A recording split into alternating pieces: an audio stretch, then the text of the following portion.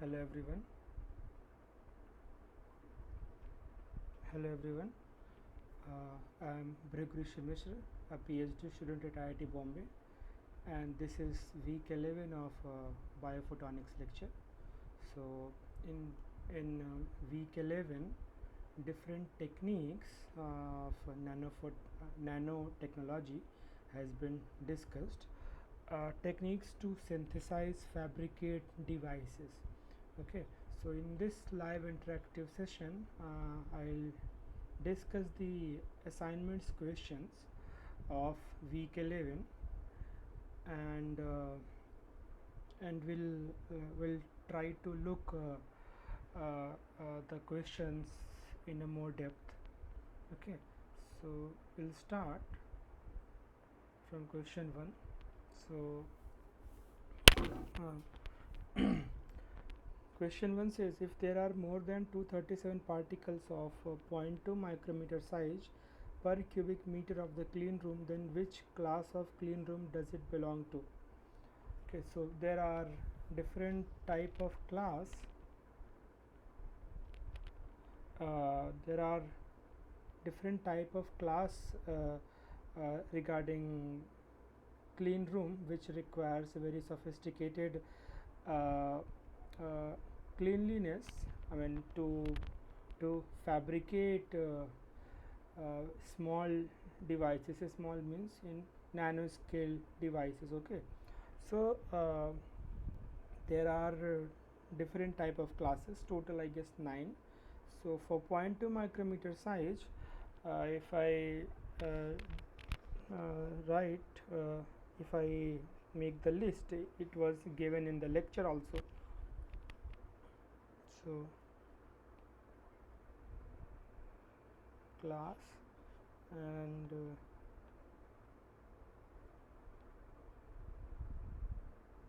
highest level of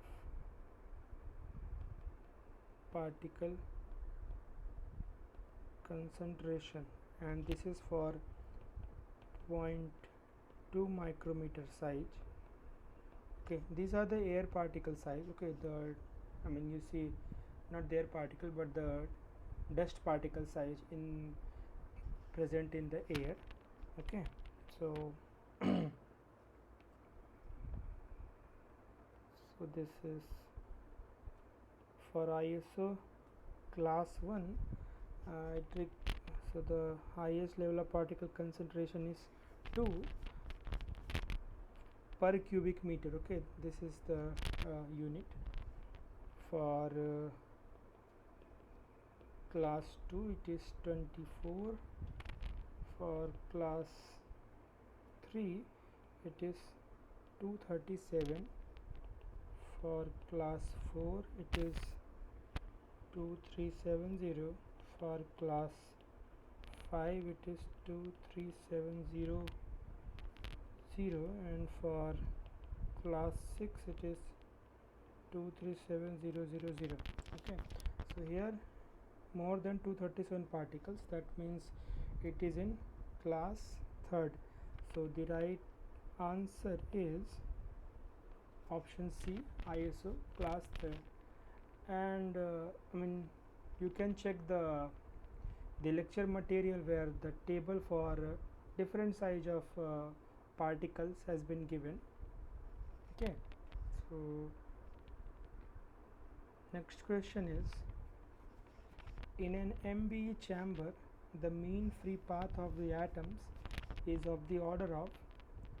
So MBE is the molecular beam epitaxy.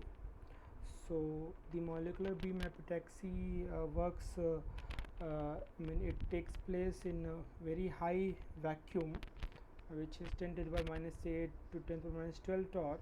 So because of that, because of this very high precise high vacuum, the mean free path of the atoms is also very large. That means they do not interact with each other. So the correct option is 50 kilometer. Okay, let's discuss more about this MBE. So in order to understand MB, like molecular beam epitaxy, first we need to understand, so what is MB basically? Molecular beam epitaxy. Okay, so it is an epitaxy method for thin film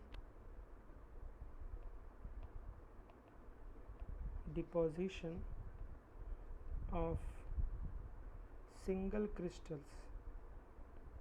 Because of single crystals you can achieve very high purity. It is widely used. Okay, before that I would say let's understand what is epitaxy means. Okay, so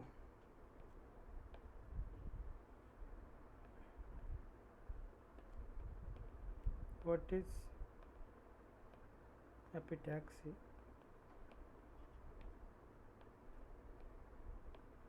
So so this definition I have taken from Wikipedia. I mean, most of the definitions in this lecture I have taken from internet, mostly from Wikipedia and from some reputed journals. Okay, so it refers to a type of crystal growth or material deposition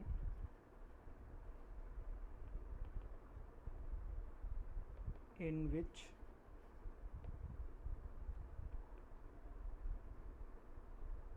new crystalline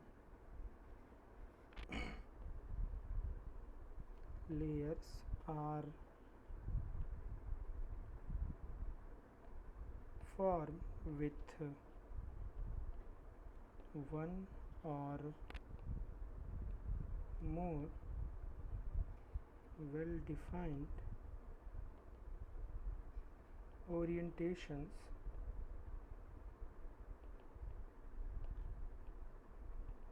with respect to the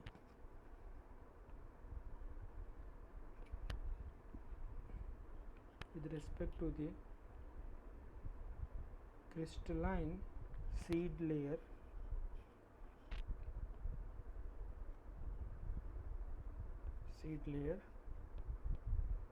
this deposited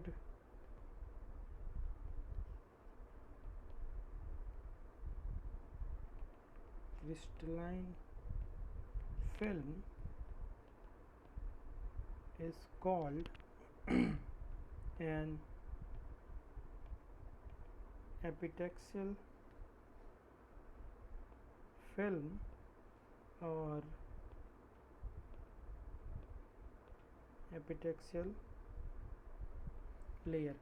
Okay, so basically it's just the crystal growth or material deposition on a substrate. Okay, that is basically the epitaxy. Okay, so also the so the MB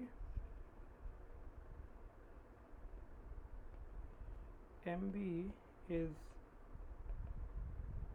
widely used in the manufacturing of semiconductor devices, mostly transistors and chips used in okay, yeah, transistors and chips. Now the important part is that MB,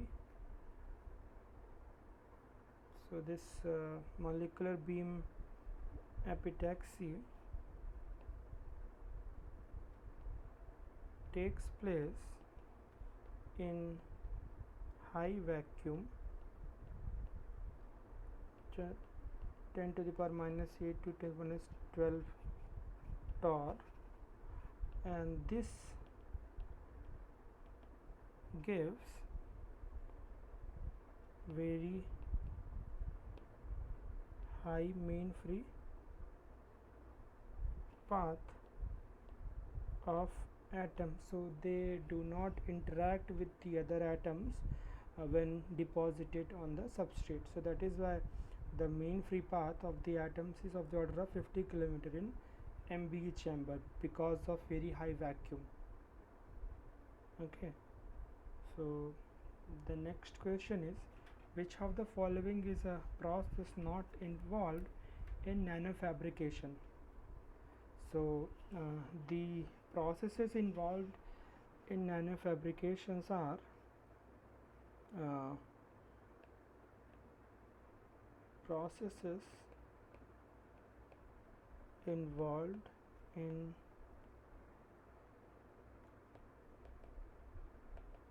nanofabrication. So these are mostly first crystal growth, oxidation, lithography,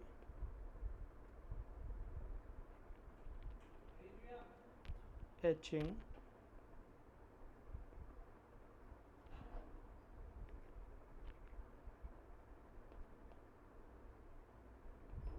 diffusion, and ion implantation, metallization, and the last one is integration. So if you see from this above these options, so crystal growth, lithography, ion implementation is are the processes involved in nanofabrication. So the only option is which is not involved is smelting. Okay, so smelting is not involved in the nanofabrication. These nanofabrication process, I mean these steps is also discussed in the lecture, you can check. So let's move to the next question, question number 4. So there are two statements. First, when negative photoresist is used, everything except the exposed region can be removed. And the statement second is, when negative photoresist is exposed to UV rays, the polymer chains undergo cross-linking and hence cannot be removed easily. So so photoresist comes after the lithography process. Okay, because whatever the mask we made in the lithography process, photoresist is used either to remove that mask region by exposing UV radiation, or keep that mask region and eliminate and remove the nearby areas, okay, other than the mask. So first understand the lithography. So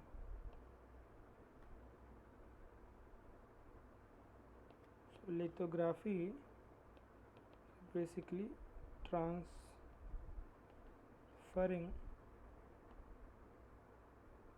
patterns, I mean patterns which we need. These are the geometric patterns of geometric shapes on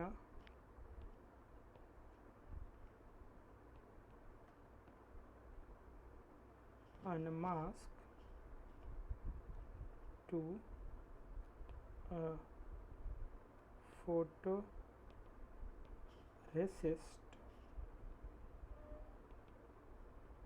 which is sensitive to light. Okay, now there are two type of photoresist. So first one is positive photoresist,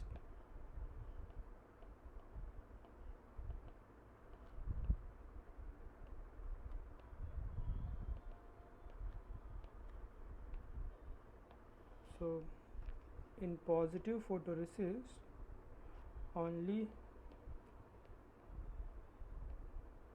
UV exposed, or can say patterning area is removed, or I can say soluble, whereas in negative photoresist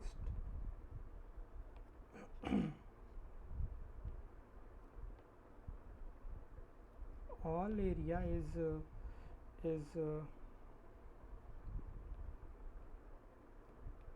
removed, or I can say soluble, except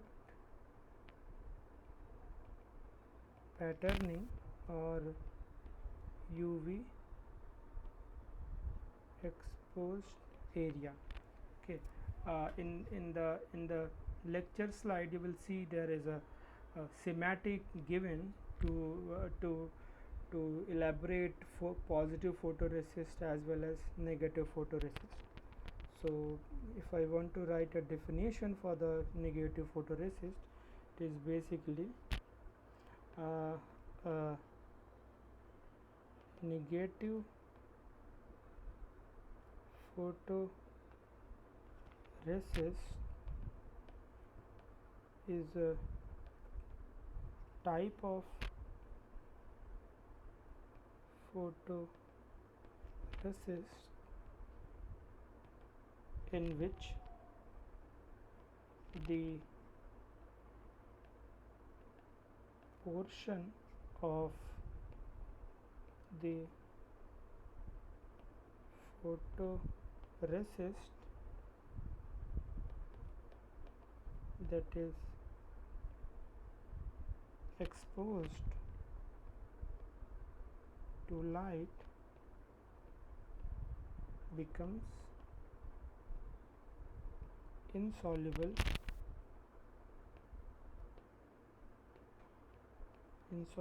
to the photoresist developer. Okay, so basically it is a process to achieve a specific pattern, either in terms of what do you say, the removing a particular area uh, of in a particular shape, or keeping the substrate region in a particular shape and removing all other area. Okay, so it's just like making a hole while keeping the other area as it other surrounding as it is, or keeping a disc by removing other area. So either way, so in that way for positive photoresist and negative photoresist is used. Now the next question is, which of the following methods of thin film deposition yields thin films of highest purity? So as we discussed in this second question, MBE. Okay, so MBE, that is molecular beam epitaxy, is has highest purity. Okay, so the right option is option B, molecular beam epitaxy. So the most important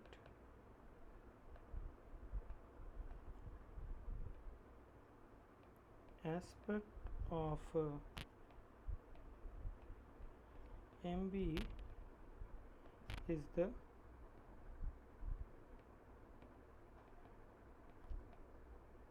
deposition rate, which is typically less than 3000 nanometer 3000 nanometer per hour. Okay, and this allows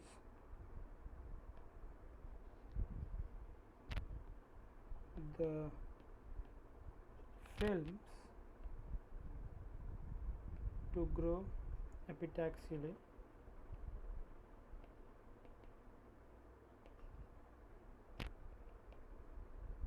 These deposition rates require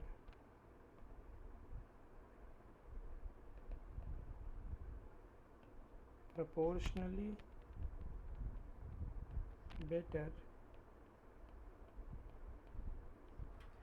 vacuum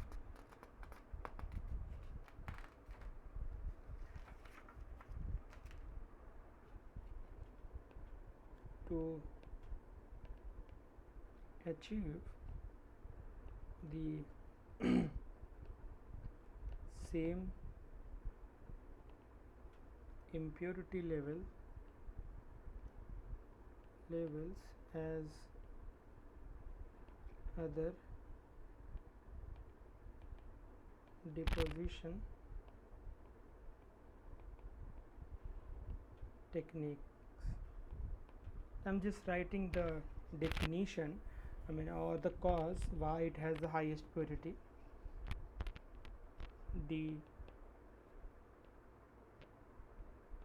absence of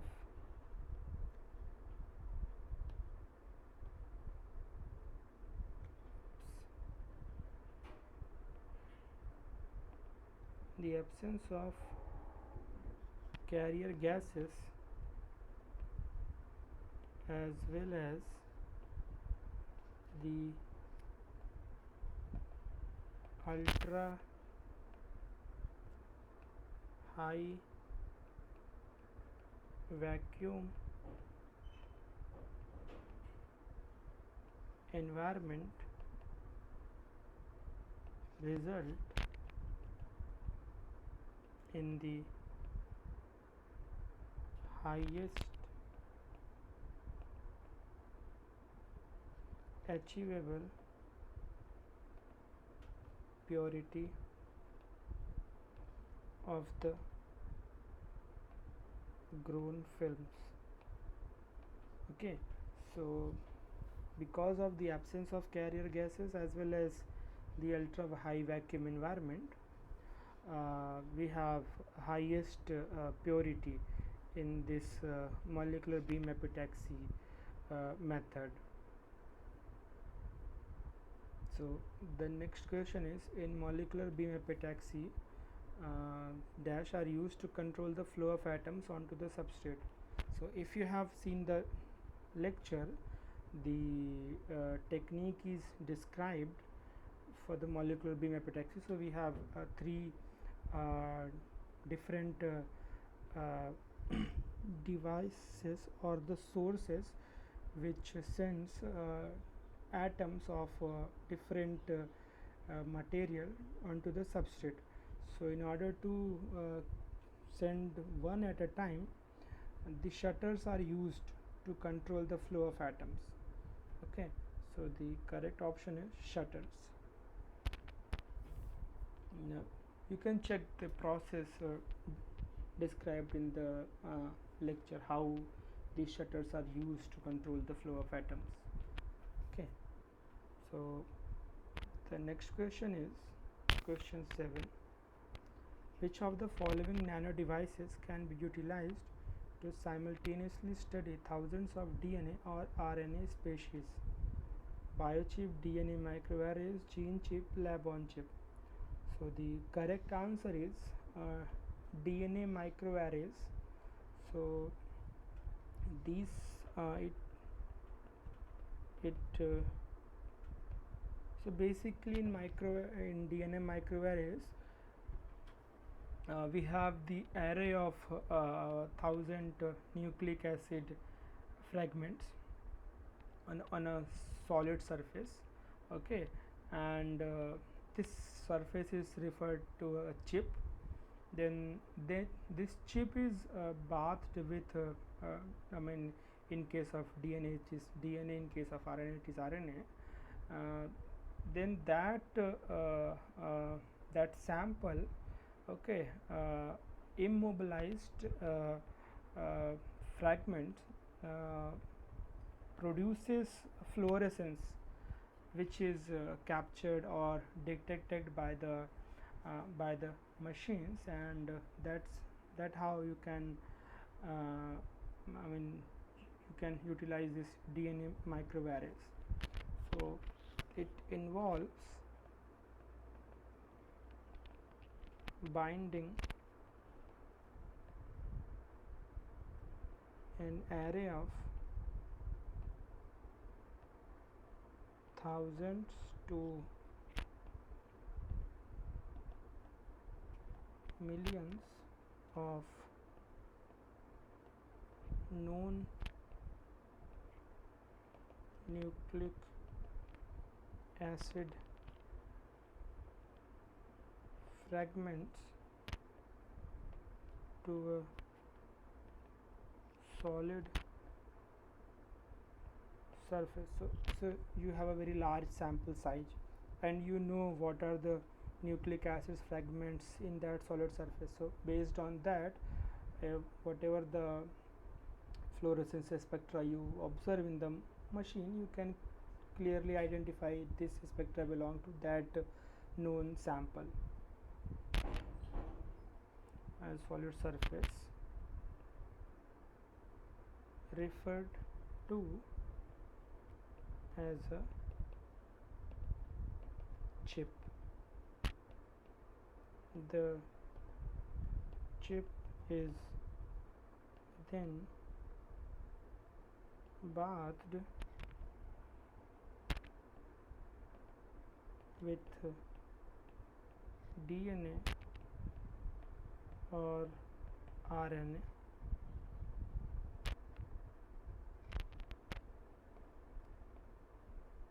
Complementary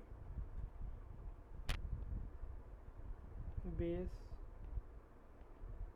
pairing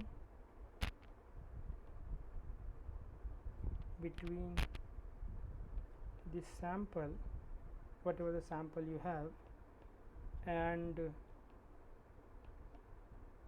the chip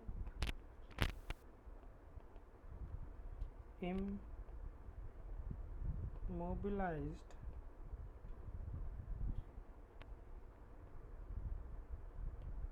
fragments, and that produces light through fluorescence.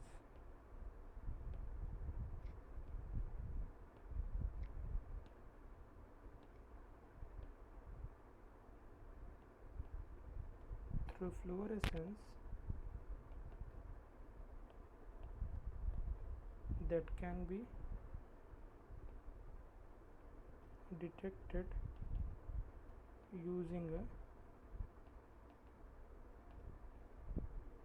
specialized machine, and that's how you get to know your sample belongs to which category or which new. Basically you will get the information regarding your sample, unknown sample. Okay, so next question. The correct order of steps involved in pattern transfer process in nanofabrication. So again, I mean, if you look the lecture materials, this process is given. So the right option is option C. You have a substrate then resist spinning occurs on the substrate, and then beam exposure, okay, which then further development, metal deposition, and then lift off. Okay, so this is the right step in the pattern transfer process in nanofabrication. Now question 9 is which of the following thin film deposition techniques can be carried out under both atmospheric as well as under low pressure conditions? So for molecular beam epitaxy we have seen that it requires very high pressure. Self assembly technique is not, so only option is left is B, chemical vapor deposition technique, which can be carried out under both atmospheric as well as under low pressure conditions. However, under low pressure conditions the impurities are reduces, okay. So it is also known as CVD in the abbreviated forms, chemical vapor deposition. So CVD is the technique in which substances that are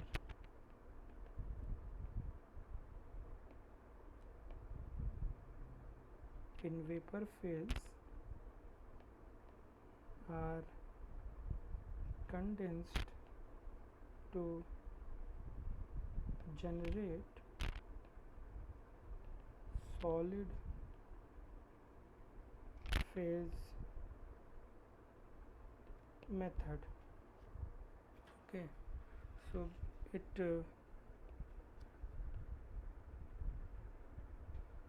reduced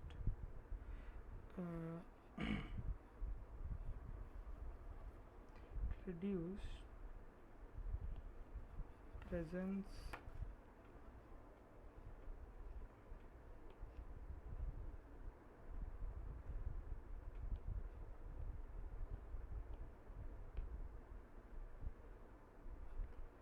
tend to reduce this process tend to reduce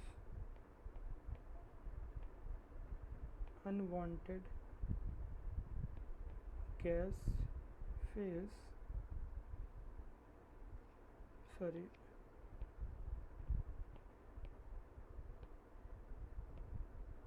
reduced pressure. If you work under low pressure, so reduced pressures tend to reduce unwanted gas phase reactions and thus improve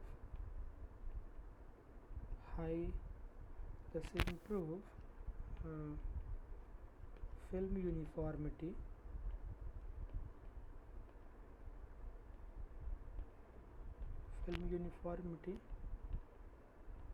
across your substrate or wafer, okay. So it can be carried out under both atmospheric as well as under low pressure condition. However, the benefit of low pressure is to improve film uniformity across the substrate, okay. However, if you don't have that facility, you can utilize at atmospheric level also, and for some practices for certain applications you can work on atmospheric pressure. So the last question is, in which of the following nanomaterial quantum confinement occurs in one dimension? So the correct option is quantum well. Okay, so in quantum well, particles are confined to two dimensions from three dimensions by forcing them to occupy a planar region. Okay, so in quantum well, motion is restricted in one dimension in a particular direction. So in quantum well, particles are confined to two dimensions from three dimension by forcing them to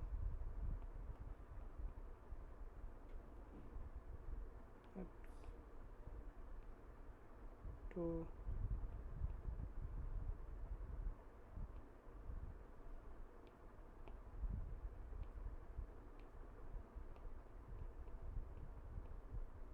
occupy a planar region, that is restricting its motion in one direction. Okay, so that is the kind of definition of quantum well, how it works. I mean, of course, it has a lot of design to restrict. I mean, by applying some potential barrier, you can restrict the motion of particle in a particular dimension, like we have studied one-dimensional quantum well. Okay, quantum confinement, particle confinement. So yeah, that's it for today's lecture. So in the next Friday we will meet again for the last interactive session of this biophotonics course. Okay, so I'm stopping the recording. Thank you.